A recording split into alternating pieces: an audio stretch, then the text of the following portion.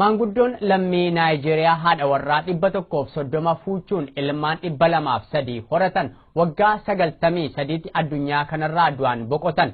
Yihun Ingidaa gabaasaa maddeen garaagaraarraa argate qindeeffatee jira. Muhammad Bello Abubakar isaan maqaa masoo Baabaa Maasaabaa jedhamuun beekaman lammii biyya Naayijeeriyaatti. Wayita lubbuun jiranitti barsiisaa amantaa akka turan seenaan isaanii ni mul'isa. Namni kun wayita lubbuun jiranitti gocha hin beekamnee fi seeruma amantaa isaanii illee kan cabsedha jedhame raawwachuun qalbii miidiyaalee addunyaa hawwatanii turani. Bara 2008 BBC'n akka gabaasetti namni kun dubartoota 86 fuuchuun ilmaan 170 horachuu danda'aniiru.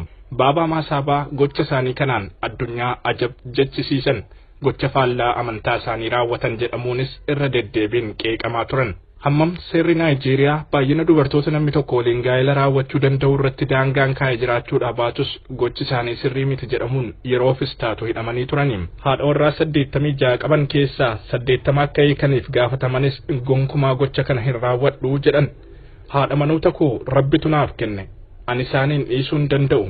Isaanis na dhiisanii deemurra na waliin jiraachuu filatu jedhan Baabaa Maasaabaa turtii gaazexeessituu Aljaziiraa waliin taasisanii turaniin. Rabbiin haadha warraa 1 2 3 yookaan 4 akka fuutuuf si fayyamuu danda'a kan jedhan Baabaa Maasaabaan haa ta'u malee dubartoota 86 akkam fuudhuufis kan na ajaje isumaa jedhan.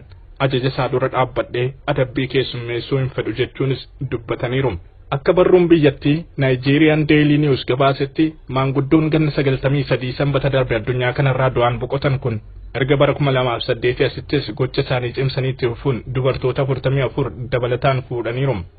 Ilmaan hedduus horachuuf danda'an. Waliigalaan bara lubbuun jiranitti haadha warraa 130 kan fuudhan Baabaa Maasaabaan ilmaan 203 horachuu danda'aniiru. Battala isaan dhibee hin beekamneen du'an boqotan kanattillee haadha warraa isaanii keessaa muraasni ulfa ta'uutu himame. Haadha warraa isaan fuudhan keessaa tokko kanaan dura turtii BBC waliin taasifteen akka dubbattetti dhibee ishee mudateef wal'aansa barbaacha gara wayita Baabaa Maasaabaa deemtetti ture isaanitti eermuuf kan dandeesse.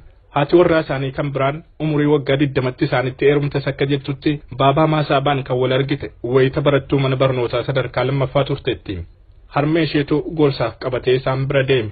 Battaluma sanatti ture Baabaa Maasaabaan ija isaanii kan irra buufatan.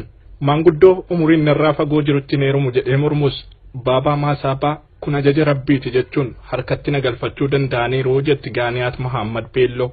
Dhimma kanarratti Baabaa Maasaabaan yaada kennanii turaniin ani haadha manaa barbaacha mana kootii ba'een beeku. Isaantu gara koo dhufa. Wayita isaan gara koo dhufanitti akkam fuudhuuf Rabbi na ajaja. Anis nan fuudhaa jechuun dubbatanii turan. Jechi isaanii kun Rabbi isaan maqaa dhaatan kun Baabaa Maasaabaaf addatti seeratu meelaata kan nama jechisiisudha. Hundaafuu isaan waan godhanii darbaniiru. Jiruun haadha warrootaa fi Egaan daawwattoota keenyaa oduun har'aaf qabannee dhiyaanne kanuma gama kootiin nagaatti.